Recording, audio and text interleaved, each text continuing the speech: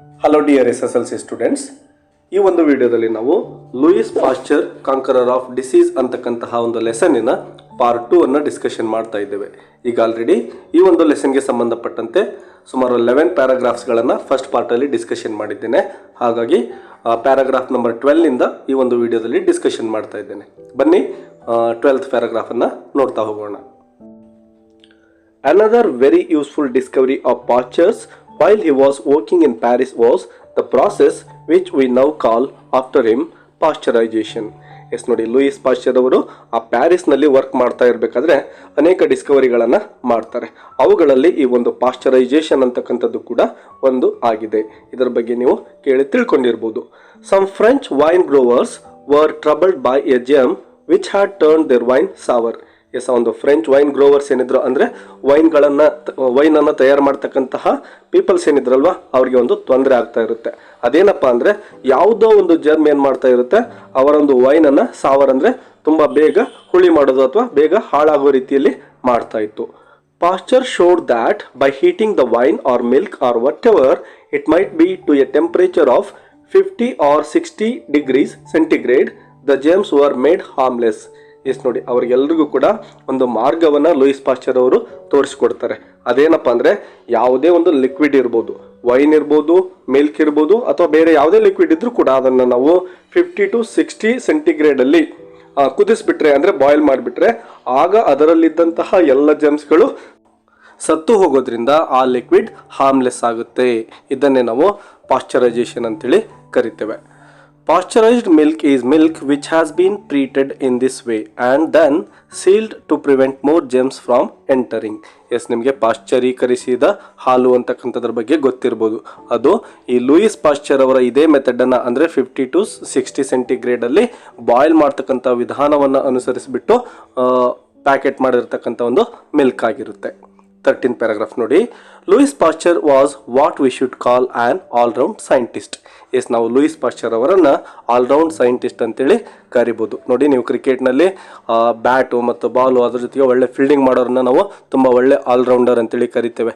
For example, ಇಂಡಿಯಾದಲ್ಲಿ ರವೀಂದ್ರ ಜಡೇಜಾ ಇದಾರಲ್ವಾ, ಹಾಗೆ ಇವರು ಸೈನ್ಸ್ ಸಬ್ಜೆಕ್ಟಲ್ಲಿ ಅಂದರೆ ಸೈಂಟಿಸ್ಟ್ಗಳಲ್ಲಿನೇ ಒಬ್ಬ ಆಲ್ರೌಂಡರ್ ಅಂತೇಳಿ ಹೇಳ್ಬೋದು. ಯಾಕಂದರೆ ಇವರ ಡಿಸ್ಕವರಿಗಳು ಅನೇಕ ಇದ್ದಾವೆ. ಹಾಗಾಗಿ all the research which he did in his laboratories was meant to help his fellow human beings. Yes ನೋಡ್ರಿ, ಇವರ ಒಂದು ಲ್ಯಾಬೊರೇಟರಿಗಳಲ್ಲಿ ಏನು ಕಂಡಕ್ಟ್ ಮಾಡ್ತಿದ್ರಲ್ವ ಎಕ್ಸ್ಪೆರಿಮೆಂಟ್ಗಳನ್ನು ಮತ್ತು ರಿಸರ್ಚ್ಗಳನ್ನು, ಅವೆಲ್ಲವೂ ಕೂಡ ಮನುಷ್ಯರಿಗೆ ಒಂದು ಉಪಯೋಗಕ್ಕೆ ಬರತಕ್ಕಂತಹ ಒಂದು ಪ್ರಯೋಗಗಳು ಆಗಿರ್ತವೆ. It would be impossible to imagine Pasteur experimenting with explosive or poison gas. Yes ನೋಡಿ, ಅನೇಕ ಸೈಂಟಿಸ್ಟ್ಗಳು ಈ ಒಂದು ಬಾಂಬ್ಗಳನ್ನು ತಯಾರಿಕೆ ಮಾಡೋದರಲ್ಲಿ, ಪಾಯ್ಸನ್ ಗ್ಯಾಸ್ಗಳನ್ನು ತಯಾರಿಕೆ ಮಾಡೋದರಲ್ಲಿ ತಮ್ಮನ್ನು ತಾವು ತೊಡಗಿಸ್ಕೊಂಡಿದ್ರೆ, ನಮ್ಮ ಲೂಯಿಸ್ ಪಾಶ್ಚರ್ ಅವರು ಏನು ಮಾಡ್ತಾ ಇದ್ದಾರೆ ಅಂದರೆ ಕೇವಲ ಮನುಷ್ಯರಿಗೆ ಉಪಯೋಗಕ್ಕೆ ಬರ್ತಕ್ಕಂತಹ ಒಂದು ರಿಸರ್ಚ್ಗಳಲ್ಲಿ ತಮ್ಮನ್ನು ತಾವು ತೊಡಗಿಸ್ಕೊಂಡಿದ್ದಾರೆ. ಈ ಒಂದು ಎಕ್ಸ್ಪ್ಲೋಸಿವ್ಗಳಿರ್ಬೋದು, ಪಾಯ್ಸನಸ್ ಗ್ಯಾಸ್ಗಳಿರ್ಬೋದು, ಇಂಥದ್ರಲ್ಲಿ ತಮ್ಮನ್ನು ತಾವು ತೊಡಗಿಸ್ಕೊಂಡಿರಲಿಲ್ಲ. Pasteur founded the branch of science called bacteriology or the study of bacteria. Yes ನೋಡಿ, ಲೂಯಿಸ್ ಪಾಶ್ಚರ್ ಅವರ ಮತ್ತೊಂದು ಅನ್ವೇಷಣೆ ಏನಪ್ಪ ಅಂದರೆ ಅವರು ಬ್ಯಾಕ್ಟೀರಿಯಾಲಜಿ ಅಂತಕ್ಕಂಥ ಒಂದು ಸಬ್ಜೆಕ್ಟನ್ನು, ಸೈನ್ಸನ್ನು ಫೌಂಡ್ ಮಾಡ್ತಾರೆ. ಅದರಲ್ಲಿ ಏನು ಮಾಡ್ತಾ ಇದ್ರು ಅಂದರೆ ದ ಸ್ಟಡಿ ಆಫ್ ಬ್ಯಾಕ್ಟೀರಿಯಾ, ಬ್ಯಾಕ್ಟೀರಿಯಾಗಳ ಕುರಿತು ಅಧ್ಯಯನ ಮಾಡ್ತಕ್ಕಂಥ ಒಂದು subject ಅದಾಗಿರುತ್ತೆ. And he showed what a wide range it had by studying the bacteria in all sorts of different activities.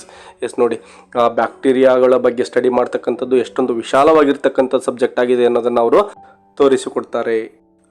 For 3 years he spent all his time and energy in tracking down the cause of a disease which had ruined the silkworm industry. Yes ನೋಡಿ, ಅವರು 3 ವರ್ಷಗಳ ಕಾಲ ಏನು ಮಾಡ್ತಾರಪ್ಪ ಅಂದರೆ ಯಾವುದೋ ಒಂದು ರೋಗ, ಸಿಲ್ಕ್ವರ್ಮ್ ಇಂಡಸ್ಟ್ರಿ ಅಂದರೆ ರೇಷ್ಮೆ ಇಂಡಸ್ಟ್ರಿಗೆ ಸಂಬಂಧಪಟ್ಟಂತೆ ಒಂದು ರೋಗ ಇರುತ್ತೆ, ಅದು ಆ ಒಂದು ರೇಷ್ಮೆ ಇಂಡಸ್ಟ್ರಿನ ತುಂಬ ಹಾಳು ಮಾಡ್ತಾ ಇರುತ್ತೆ. ಸೊ ಯಾವ ಕಾರಣದಿಂದಾಗಿ ಈ ಒಂದು ರೇಷ್ಮೆ ಹುಳುಗಳು ಸಾಯ್ತಾ ಇದ್ದಾವೆ ಅಥವಾ ಅವುಗಳು ತೊಂದರೆಗೆ ಒಳಗಾಗ್ತಾ ಇದ್ದಾವೆ, ಯಾವ ರೋಗ ಅವಕ್ಕೆ ಬಂದಿದೆ ಅಂತಕ್ಕಂಥದ್ದನ್ನು ಕಂಡುಹಿಡಿಯಲಿಕ್ಕೆ ಅಂತೇಳಿನೇ ಇವರು ಏನು ಮಾಡ್ತಾರೆ, ಸುಮಾರು 3 ವರ್ಷಗಳ ಕಾಲ ಸಮಯವನ್ನು ಕೊಡ್ತಾರೆ. ಅಷ್ಟು ದಿನಗಳ ಕಾಲ ಅವರು ಸ್ಟಡಿ ಮಾಡ್ತಾರೆ, ರಿಸರ್ಚ್ ಮಾಡ್ತಾರೆ. He began to believe that most, if not all, infectious diseases were due to certain bacteria which, if they got into the blood, multiplied there and caused disease. ಈ ಒಂದು 3 ವರ್ಷಗಳ ಕಾಲ ರಿಸರ್ಚ್ ಮಾಡಿದಂತಹ Louis Pasteur ಅವರು ಒಂದು ವಿಷಯದಲ್ಲಿ ನಂಬಿಕೆಯನ್ನು ಇಟ್ಕೊಳ್ತಾರೆ. ಅದೇನಪ್ಪ ಅಂದರೆ ಯಾವುದೋ ಒಂದು ಬ್ಯಾಕ್ಟೀರಿಯಾ ಇದೆ, ಅದೇನು ಮಾಡ್ತಾ ಇದೆ ಅಂದರೆ ಈ ಒಂದು ಸಿಲ್ಕ್ ವರ್ಮ್ಗಳ ಒಂದು ಬ್ಲಡ್ ಒಳಗಡೆ ಸೇರ್ಕೊಂಡ್ಬಿಟ್ಟು ಮಲ್ಟಿಪ್ಲೈ ಆಗಿಬಿಟ್ಟು ಯಾವುದೋ ಒಂದು ರೋಗಕ್ಕೆ ಕಾರಣ ಆಗ್ತಾ ಇದೆ. ಈ ಮೂಲಕವಾಗಿ ಈ ಒಂದು ಸಿಲ್ಕ್ ವರ್ಮ್ಸ್ಗಳು ಸಾಯ್ತಾ ಇದ್ದಾವೆ, ರೋಗ ಅದಕ್ಕೆ ಬಂದಿರೋದು ಅನ್ನೋದರಲ್ಲಿ ಅವ್ರಿಗೆ ಒಂದು ನಂಬಿಕೆ ಇರುತ್ತೆ. ಹಾಗಾಗಿ ಅದರಲ್ಲಿ ತುಂಬ ಸ್ಟಡಿ ಮಾಡ್ತಾರೆ ಅವರು. Many other men were working and experimenting against those bacteria which were the enemies of man and which were invisible but present everywhere and always ready to attack. Yes, ಬೇರೆ ಒಂದು ಸೈಂಟಿಸ್ಟ್ಗಳು ಏನಿದ್ರಲ್ವ ಅವರು ಕೂಡ ಎಕ್ಸ್ಪೆರಿಮೆಂಟ್ಗಳನ್ನು ಮಾಡ್ತಾ ಇರ್ತಾರೆ. ಯಾಕೆಂದರೆ ಅನೇಕ ಬ್ಯಾಕ್ಟೀರಿಯಾಗಳು ಮನುಷ್ಯನ ಮೇಲಿನೇ ದಾಳಿ ಮಾಡಿರ್ತವೆ, ಅನೇಕ ರೋಗಗಳನ್ನು ತರ್ತಾ ಇರ್ತವೆ. ಅವು ನಿಜವಾದಂತಹ ಶತ್ರುಗಳಾಗಿದ್ವು. ನೋಡಿ, ಅವು ಕಣ್ಣಿಗೆ ಕಾಣಿಸೋದಿಲ್ಲ, ಇನ್ವಿಜಿಬಲ್ ಅಂದರೆ ಕಣ್ಣಿಗೆ ಕಾಣಿಸ್ದೇ ಇರೋದು ಅಂತೇಳಿ. ಸೊ ಆ ಕಣ್ಣಿಗೆ ಕಾಣಿಸ್ದೇ ಇದ್ದರೂ ಅನೇಕ ರೋಗಗಳಿಗೆ ಕಾರಣ ಆಗಿದ್ದಾವೆ ಮತ್ತು ಅವೆಲ್ಲ ಕಡೆನೂ ಇದ್ದಾವೆ. ಯಾವಾಗಲೂ ಕೂಡ ಮನುಷ್ಯನ ಮೇಲೆ ಅಟ್ಯಾಕ್ ಮಾಡಲಿಕ್ಕೆ ಸಿದ್ಧರಾಗೇ ಇರ್ತವೆ. ಸೊ ಈ ಒಂದು ವಿಷಯದ ಮೇಲೆ ಅಂದರೆ ಅನೇಕ ಬ್ಯಾಕ್ಟೀರಿಯಾಗಳ ಮೇಲೆ ಅನೇಕ ಜನ ಸೈಂಟಿಸ್ಟ್ಗಳು ಆಲ್ರೆಡಿ ಸ್ಟಡಿ ಮಾಡ್ತಾ ಇದ್ರು. Doctor Jenner in England had already discovered vaccination for small pox.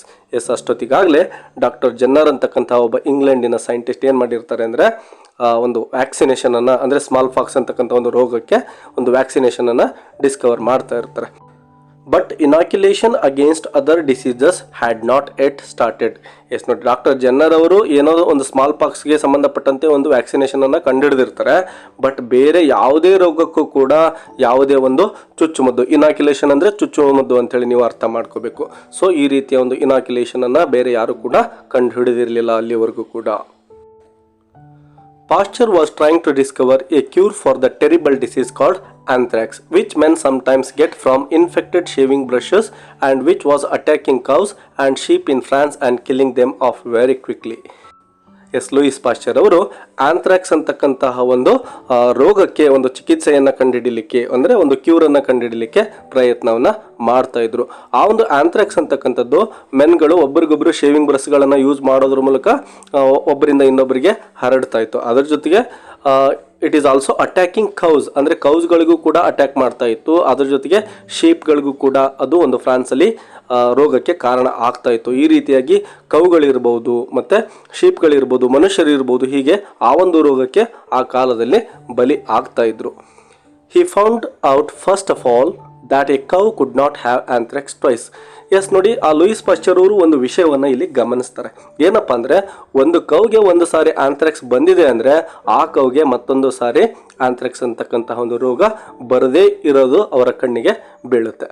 Then he began to wonder whether it would not be possible to make a cow and even a man just a little ill with anthrax so that they might not get it again. Yes, ನೋಡಿ, ಇಲ್ಲಿ Louis Pasteur ಅವರು ಒಂದು ಪ್ಲಾನನ್ನು ಮಾಡ್ತಾ ಇದ್ದಾರೆ.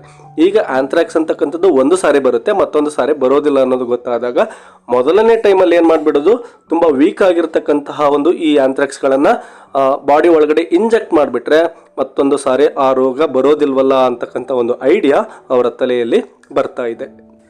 Perhaps this could be done by giving the cows or sheep very weak old germs to make them safe or immune for the future. Yes, ಈ ರೀತಿಯಾಗಿ ಆ ಒಂದು ವೀಕ್ ಜರ್ಮ್ಸನ್ನು ಒಂದು ಸಾರಿ ಈ ಒಂದು ಮನುಷ್ಯರಿಗಿರ್ಬೋದು ಅಥವಾ ಕೌಗಳಿರ್ಬೋದು ಒಂದು ಸಾರಿ ಇಂಜೆಕ್ಟ್ ಮಾಡಿಬಿಟ್ರೆ ಮುಂದೆ ಫ್ಯೂಚರಲ್ಲಿ ಅವುಗಳು ಒಂದು ರೋಗ ಮುಕ್ತ ಆಗ್ತವೆ, ಮತ್ತೊಂದು ಸಾರಿ ಈ ಒಂದು ರೋಗ ಅವುಗಳಿಗೆ ಬರೋದಿಲ್ಲ ಅಂತಕ್ಕಂಥದ್ದನ್ನು ಅವರು ವಿಚಾರ ಮಾಡ್ತಾರೆ. One can imagine how dangerous this idea of giving people germs must have seemed in those days. Yes, ನೋಡಿ, ಆ ಕಾಲದಲ್ಲಿ ಅನೇಕ ಮೆಡಿಸಿನ್ಗಳು ಸಿಗ್ತಾ ಇರಲಿಲ್ಲ.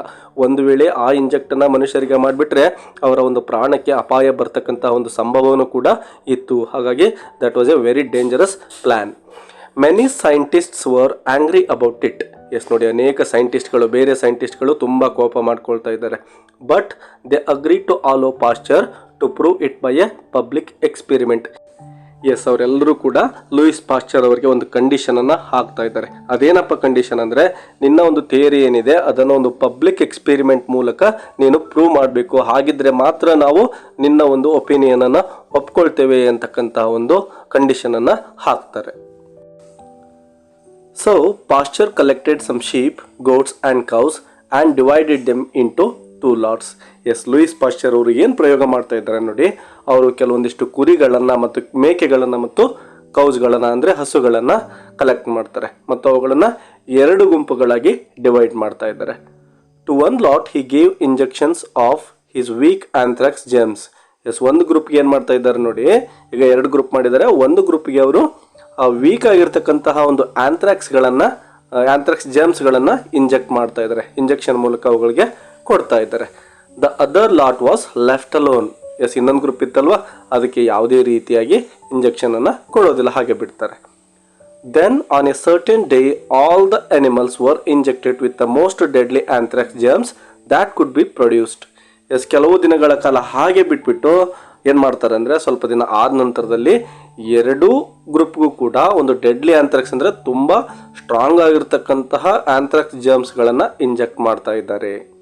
On the 3rd day after the experiment a crowd of people gathered round the sheds to see what had happen to the animals. ಇದಾದ 3 ದಿನಗಳ ನಂತರದಲ್ಲಿ ಅನೇಕ ಜನ ಅಲ್ಲಿ ಆ ಒಂದು ಶೆಡ್ಸ್ಗಳೇನಿದ್ವಲ್ವ ಅವುಗಳ ಮುಂದೆ ನಿಂತ್ಕೊಂಡಿರ್ತಾರೆ. ಯಾಕೆಂದರೆ ಈ ಒಂದು ಎಕ್ಸ್ಪೆರಿಮೆಂಟ್ ಏನಾಗುತ್ತೆ, ಆ ಪ್ರಾಣಿಗಳು ಏನಾಗ್ತವೆ ಅಂತಕ್ಕಂಥದ್ದನ್ನು ನೋಡಲಿಕ್ಕೆ. Pasteur even though he was so sure of himself must have felt nervous. Yes, Louis Pasteur ಅವರಿಗೆ ರಿಸಲ್ಟ್ ಏನಾಗ್ಬೋದು ಅಂತಕ್ಕಂಥದ್ದು ಆಲ್ರೆಡಿ ಗೊತ್ತಿರುತ್ತೆ, ಆದರೂ ಕೂಡ ತುಂಬ ನರ್ವಸ್ ಅಲ್ಲಿ ಅವರು ಇರ್ತಾರೆ. All the 2 dozen animals that had first been protected by the weak germs were perfectly well. Yes ನೋಡಿ, ಏನು 2 ಲಾಟ್ಸ್ಗಳನ್ನಾಗಿ ಡಿವೈಡ್ ಮಾಡಿದ್ರು, ಅದರಲ್ಲಿ ಆ 2 ಡಜನ್ ಅನಿಮಲ್ಸ್ಗೆ ಏನು ಮಾಡಿರ್ತಾರೆ, ವೀಕ್ ಆಗಿರ್ತಕ್ಕಂತಹ ಒಂದು ಆಂಥ್ರಾಕ್ಸ್ಗಳನ್ನು ಮೊದಲಿಗೆ ಇಂಜೆಕ್ಟ್ ಮಾಡಿದ್ರಲ್ವ, ಅವು ಪರ್ಫೆಕ್ಟ್ ಆಗಿರ್ತವೆ, ಅವಕ್ಕೆ ಏನೂ ಆಗಿರಲ್ಲ, ಆ ಒಂದು ಜೆಮ್ಸ್ಗಳು ಯಾವುದೇ ಒಂದು ಹಾನಿಯನ್ನು ಮಾಡಿರೋದಿಲ್ಲ. The deadly injection had done them no harm at all. Yes, ಮೊದಲಿಗೆ ಹೇಳಿದಾಗೆ ಆ ಒಂದು ಪ್ರಾಣಿಗಳಿಗೆ ಏನೂ ಕೂಡ ಆಗಿರೋದಿಲ್ಲ. Of the other 2 dozen animals, 22 were dead and the other 2 were dying. S, ಇನ್ನೊಂದು ಲಾಟ್ ಇತ್ತಲ್ವ, ಅದರಲ್ಲೂ ಕೂಡ 24 ಅನಿಮಲ್ಸ್ ಇರ್ತವೆ. ಬಟ್ ನೋಡಿ, ಆ 22 ಅನಿಮಲ್ಸಲ್ಲಿ ಆಲ್ರೆಡಿ 22 ಅನಿಮಲ್ಗಳು ಸತ್ತು ಹೋಗಿರ್ತವೆ. 2 ಏನಿದ್ವೋ ಅವುಗಳು ಕೂಡ ಒಂದು ಸಾಯೋ ಸ್ಥಿತಿಯಲ್ಲಿಯೇ ಇರ್ತವೆ. When the news spread that Pasteur had discovered a cure for anthrax, hundreds of people wrote to him for supplies of vaccine or weak germs. Yes ನೋಡಿ, ಈ ಒಂದು ಎಕ್ಸ್ಪೆರಿಮೆಂಟ್ ಸಕ್ಸಸ್ಫುಲ್ ಆದ ನಂತರದಲ್ಲಿ ಅನೇಕ ಜನರು ನಮ್ಮ ಲೂಯಿಸ್ ಪಾಶ್ಚರ್ ಅವರಿಗೆ ಲೆಟರನ್ನು ಬರಿತಾ ಇದ್ದಾರೆ. ಯಾಕೆಂದರೆ ಅವರು ನಮಗೆ ವೀಕ್ ಆಗಿರ್ತಕ್ಕಂಥ ಒಂದು ಆಂಥ್ರಾಕ್ಸನ್ನು ಸಪ್ಲೈ ಮಾಡಿ ವ್ಯಾಕ್ಸಿನನ್ನು ಕೊಡಿ ಅಂಥೇಳಿ ಲೆಟರ್ಗಳನ್ನು ಬರೆದಿರ್ತಾರೆ. And he had to turn his laboratory into a kind of small germ factory. Yes, ಈ ರೀತಿ ಜನರ ಒಂದು ಬೇಡಿಕೆಯನ್ನು ಈಡೇರಿಸಬೇಕಪ್ಪ ಅಂದರೆ ಅವ್ರ ಕಡೆಯಿಂದ ಅಷ್ಟು ಸುಲಭವಾಗಿ ಸಾಧ್ಯ ಆಗೋದಿಲ್ಲ. ಅವರ ಒಂದು ಲ್ಯಾಬೊರೇಟರಿ ಏನಿತ್ತಲ್ವ, ಅದು ಒಂದು ಸ್ಮಾಲ್ ಜರ್ಮ್ ಫ್ಯಾಕ್ಟ್ರಿಯಾಗಿ ಚೇಂಜ್ ಆಗ್ತಾ ಇದೆ, ಒಂಥರ ಫ್ಯಾಕ್ಟ್ರಿ ಟೈಪ್ ಆಗಿ ಹೋಗ್ಬಿಡುತ್ತೆ, ಅಷ್ಟೊಂದು ಬೇಡಿಕೆ ಅವರಿಗೆ ಬಂದಿತ್ತು. Pasteur received many honors from the French government and in 1881 he came to a big medical congress in London. Yes ನೋಡಿ, ಅದಾದ ನಂತರದಲ್ಲಿ ಲೂಯಿಸ್ ಪಾಶ್ಚರ್ ಅವರಿಗೆ ಅನೇಕ ಒಂದು ಪ್ರಶಸ್ತಿಗಳು ಬರ್ತಾ ಇದ್ದಾವೆ. ಮತ್ತು 1881ನಲ್ಲಿ ಏನಾಗ್ತಾ ಇದೆ ಅಂದರೆ, ಒಂದು ಮೆಡಿಕಲ್ ಕಾಂಗ್ರೆಸ್ ಅಂದರೆ ಇಲ್ಲಿ ಒಂದು ಸಮಾರಂಭ ನಡೀತಾ ಇರುತ್ತೆ ಲಂಡನ್ನಲ್ಲಿ, ಅಲ್ಲಿಗೆ ಇವರಿಗೆ ಇನ್ವಿಟೇಷನ್ ಬಂದಿರುತ್ತೆ, ಅಲ್ಲಿಗೆ ಹೋಗಿರ್ತಾರೆ. When you walked down the hall there was a storm of applause. Yes, ಅವರು ಆ ಒಂದು ಹಾಲಲ್ಲಿ ಹಾಗೆ ನಡ್ಕೊಂಡು ಹೋಗ್ತಾ ಇರಬೇಕಾದ್ರೆ ಎಲ್ಲ ಕಡೆಯಿಂದ ಅಪ್ಲಾಸ್ ಅಂದರೆ ಅವರಿಗೆ ಒಂದು ಪ್ರಶಂಸೆ ವ್ಯಕ್ತವಾಗ್ತಾ ಇದೆ, ಎಲ್ಲರೂ ಕೂಡ ಕ್ಲಾಪನ್ನು ಹಾಕ್ತಾ ಇದ್ದಾರೆ. He looked around thinking that the cheers must be for some royal person. But Pasteur could hardly believe that the applause was meant for him.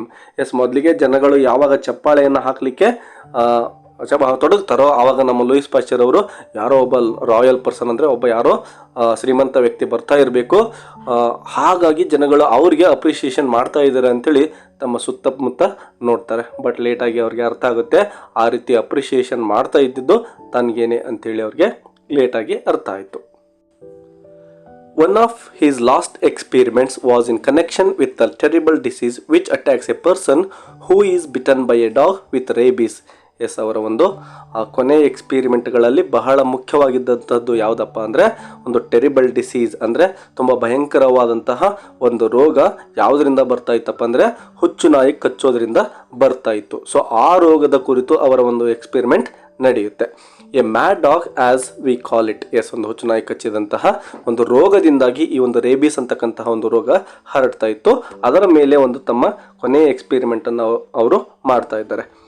Pasteur had grown very sure about the power of inoculation and he decided to try out the same idea in cases of dog. Yes, ಈಗ already ಅವರು anthrax ಎಕ್ಸ್ಪೆರಿಮೆಂಟನ್ನು ಏನು ಮಾಡಿ ತಿಳ್ಕೊಂಡಿದ್ರಲ್ವ, ಅದೇ ರೀತಿಯ ಒಂದು ಇನಾಕ್ಯುಲೇಷನನ್ನು ಕೂಡ ಇದರಲ್ಲಿ ಕೊಡಲಿಕ್ಕೆ ಅವರು ಡಿಸೈಡ್ ಮಾಡ್ತಾ ಇದ್ದಾರೆ. ಯಾಕೆಂದರೆ ಅವ್ರಿಗೆ ಈಗ ಆಲ್ರೆಡಿ ಒಂದು ಎಕ್ಸ್ಪೆರಿಮೆಂಟನ್ನು ಮಾಡಿ ಅದರ ಒಂದು ಅನುಭವ ಇತ್ತು.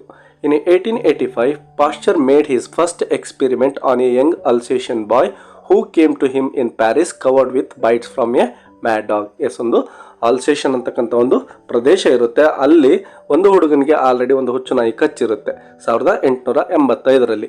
ಸೊ ಆ ಹುಡುಗನನ್ನು ನಮ್ಮ ಲೂಯಿಸ್ ಪಾಶ್ಚರ್ ಅವರ ಬಳಿ ಕರ್ಕೊಂಡು ಬಂದಾಗ ಒಂದು ಎಕ್ಸ್ಪೆರಿಮೆಂಟ್ ಮಾಡಲಿಕ್ಕೆ ಒಂದು ಅವಕಾಶ ಅವ್ರಿಗೆ ಸಿಗ್ತಾ ಇದೆ.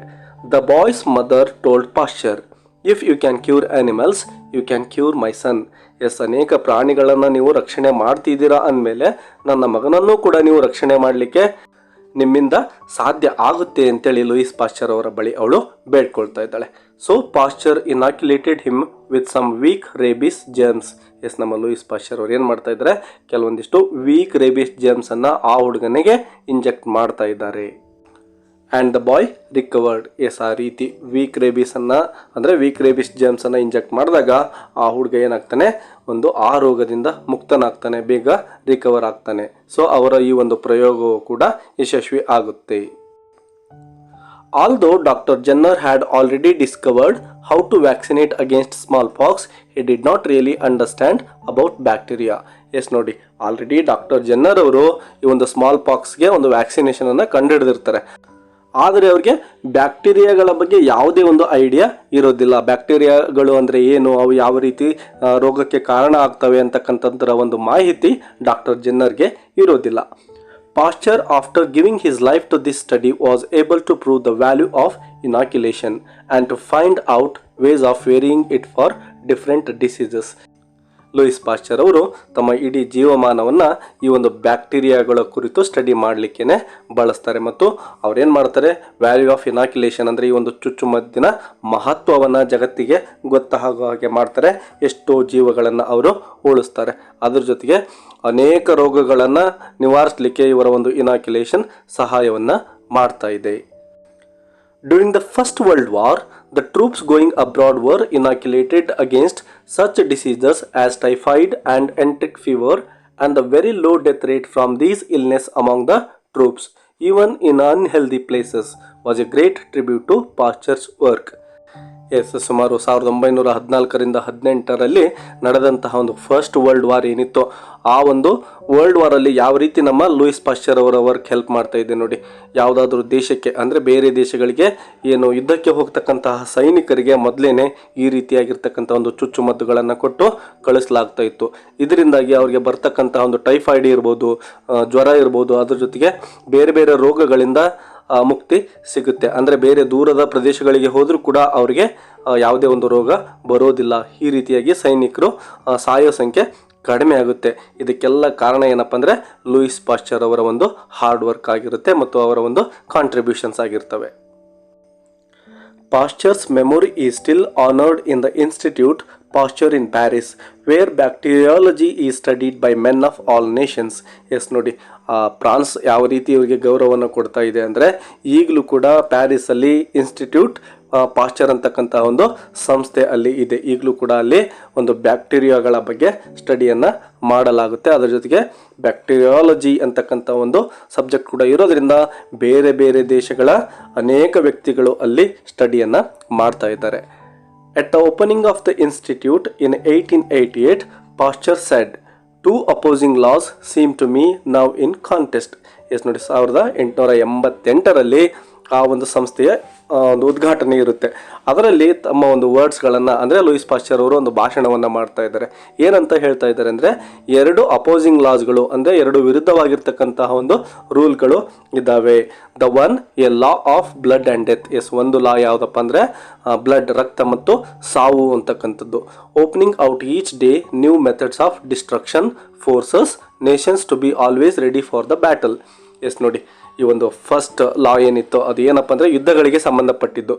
ಒಂದು ದೇಶ ಇನ್ನೊಂದು ದೇಶವನ್ನು ದಾಳಿ ಮಾಡಿಬಿಟ್ಟು ಸೋಲಿಸಿ ಅಲ್ಲಿರ್ತಕ್ಕಂತಹ ಅನೇಕ ಜನರ ಒಂದು ಪ್ರಾಣವನ್ನು ತೆಗಿತಾ ಇದೆ, ಎಲ್ಲ ಕಡೆ ರೋಗಗಳನ್ನು ಹರಡ್ತಾ ಇದೆ, ಆರೋಗ್ಯವನ್ನು ಕೆಡಿಸ್ತಾ ಇದೆ. ಈ ರೀತಿ ಅನೇಕ ಮನುಷ್ಯರಿಗೆ ಹಾನಿಯನ್ನು ಯಾವುದು ಉಂಟು ಮಾಡುತ್ತೋ ಅಂತಹ ಒಂದು ಲಾ ಅದಾಗಿದೆ.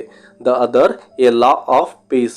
ಮತ್ತೊಂದಿರ್ತಕ್ಕಂಥದ್ದು ಜನರ ಒಂದು ಹಿತವನ್ನು ಕಾಪಾಡ್ತಕ್ಕಂಥದ್ದು, ಒಂದು ಶಾಂತಿಯ law. Work and health, whose only aim is to deliver man from the disasters which surrounded him.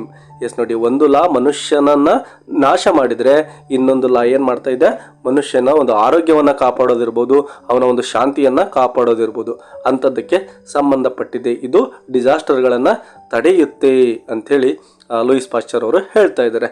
The one seeks violent conquests, the other the relief of man kind.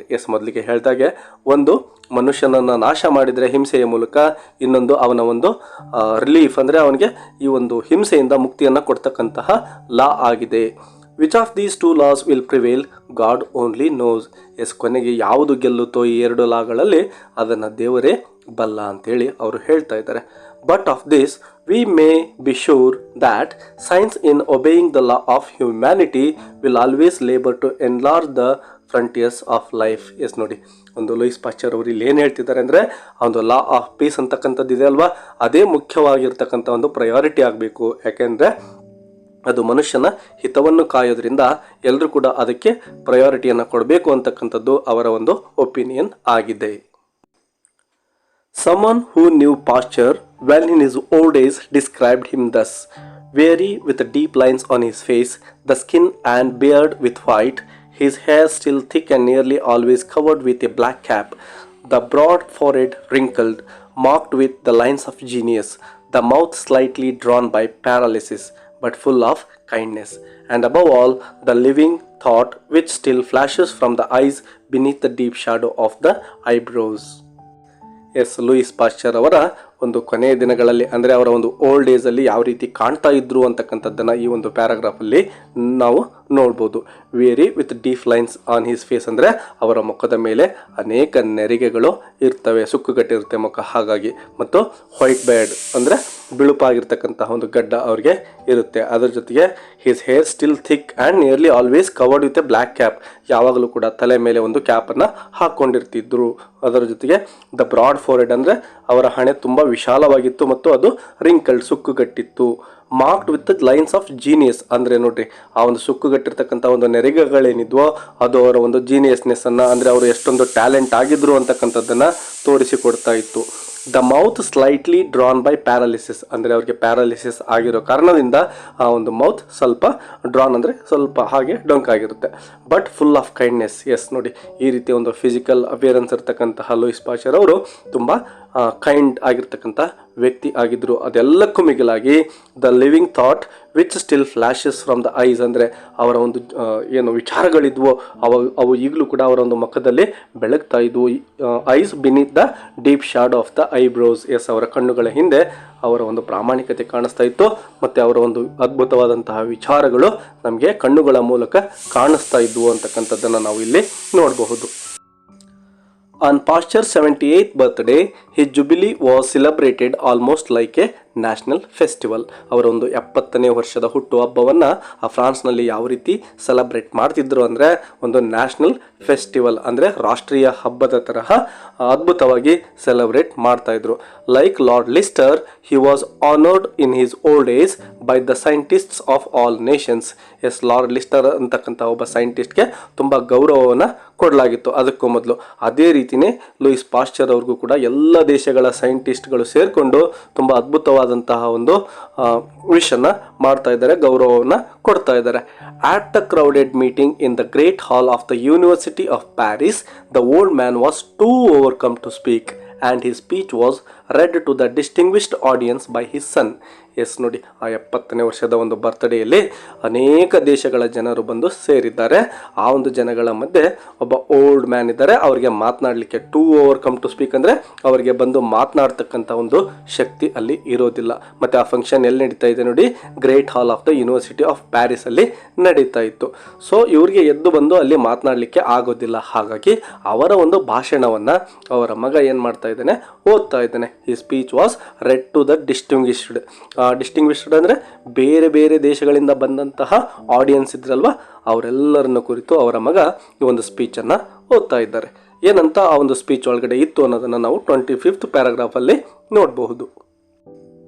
The future, he said, will belong to those who shall have done the most for suffering humanity.